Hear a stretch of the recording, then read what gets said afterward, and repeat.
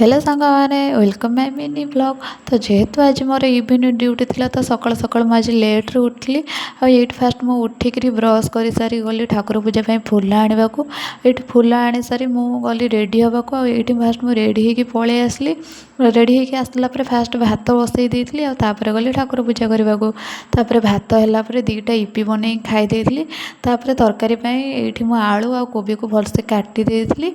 Fast कड़े तेल टिके पकई से जीरा फुटण पिज को भलसे भाजी नेली। टमाटो आउ से सब मसला पकई मसला को भलसे कषि नहीं।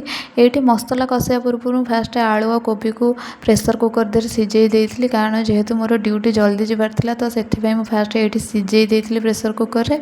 आउ ये भलसे मसला कषिला सिझे रखि आलू आ कोबी को से पकई देती। ये तरकारी फुटला ये रेडी होता कोबी आलू तरकारी। तो मुझे टिफिन पैक कर बाहरी पड़ी ड्यूटी। ये फास्ट बस स्टाण्ड मुझे पहुँचली हठात पागटा चेंज हो गला। बस बसिक बस स्टाण्ड रू जस्ट ओह्ल कि नहीं झिपझिप वर्षा आरंभ होगा। तो से झिपझिप वर्षा मुझे पहुँचली ड्यूटी ड्यूटी पहुँचला मुझे भिजी जाइली। तापर ये मोर हैंड ओवर नहीं कम भी स्टार्ट कर देती। फाइनाली रात 8 हैंड ओवर दे मुझे पलि आसली रूम को। टाटा देखा नेक्स्ट ब्लॉग रे। जय जगन्नाथ।